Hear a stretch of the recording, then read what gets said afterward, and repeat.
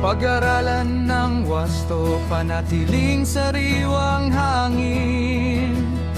Sundin ang batas, unawain ang layunin.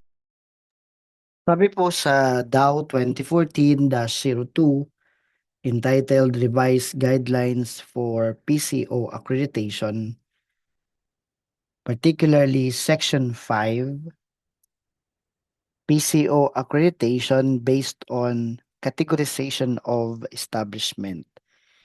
Ang accreditation ng isang pollution control officer ay nakabase sa kung ano po ang category ng isang establishment. Para malinaw kung ano ang kategory ng isang establishment, merong criteria na nakaset sa Section 5 at ang criteria nito ay ang sumusunod. Una, chemical usage, storage, and or handling. Pangalawa, hazardous waste generated. Pangatlo, air emissions. Pang-apat, solid waste. Panglima, wastewater discharge. And pang-anim, sludge generated. So kapag magkakaroon ng accreditation ng isang pollution control officer, titingnan muna kung ano ang kanyang category at kapag merong isang criteria na nag-fall sa category B, ang magiging final category ng isang establishment ay category B. So for example, sa criterion na chemical usage, storage, and or handling, kung meron mang paggamit, pagtatago, handling ng mga kemikal sa isang establishment na wala sa listahan sa tinatawag na priority chemical list, ay matatawag mo ng category A sa kriteryang yon. Pangalawa, sa hazardous waste generated, kung small quantity generator, matatawag na category A. Sa air emissions, kapag boilers rated less than 50 horsepower, so kung merong ginagamit na boiler less than 50 horsepower, genset less than 300 kilowatts, or other sources that have the potential to emit less than 10 tons per year of an air pollutant regulated under RA 8749, or establishment not required to undergo stock sampling, matatawag na category A. Sa solid waste generated, kapag nag-generate more than 30 kg per day of aggregate solid waste, category A pa din. Sa criterion na wastewater discharge, less than 30 cubic meter per day, and with effluent quality parameters not listed in Annex 3 of this order.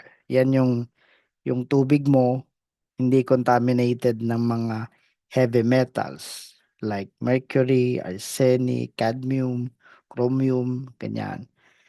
Matatawag tayong category A.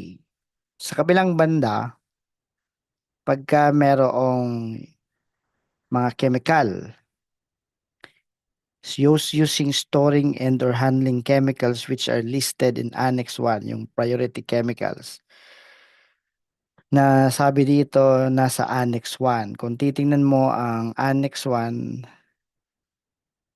mga priority chemicals or priority chemical list.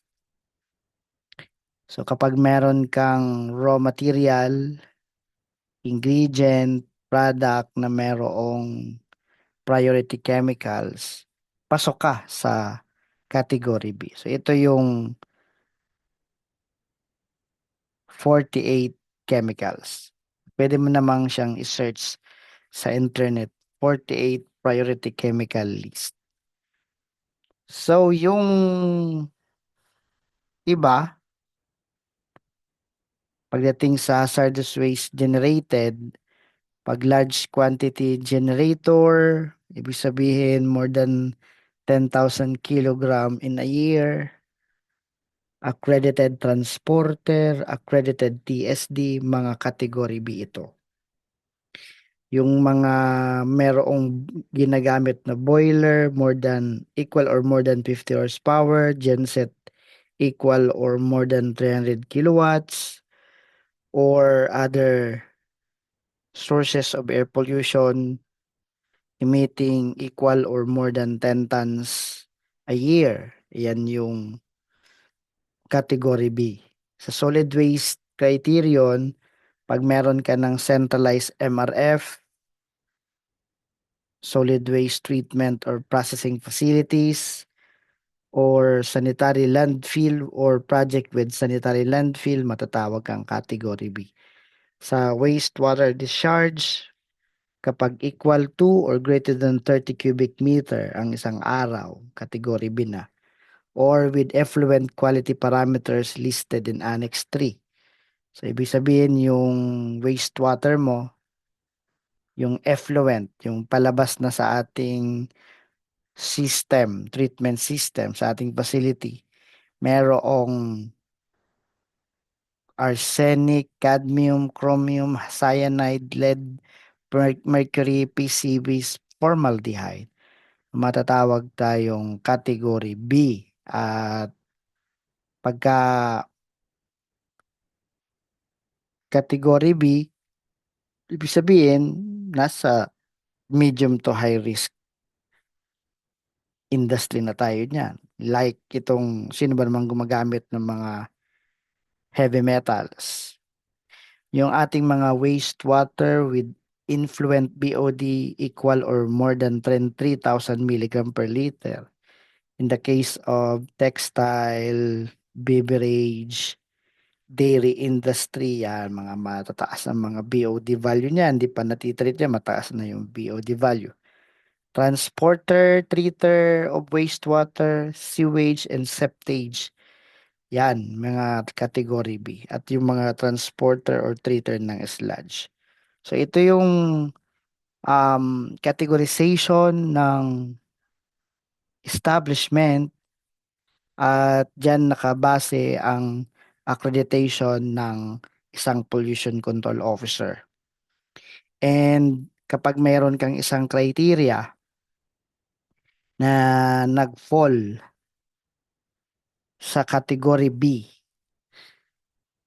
ang final category ng iyong establishment ay category B. At yung category ng isang establishment, yun nga ang basehan kung ano ang competency requirement ng isang pollution control officer. Mas stringent ang competency requirement kapag category B. Medyo relax pagka category A. Pagka category B, kailangan ang PCO, licensed engineer or chemist with at least 2 years relevant experience in environmental management, or professionals in the field of engineering or physical and natural sciences with at least 3 years relevant experience in environmental management, or other professionals of appropriate discipline with at least 5 years relevant experience in environmental management. So pagka category B talaga, mataas ang competency requirement.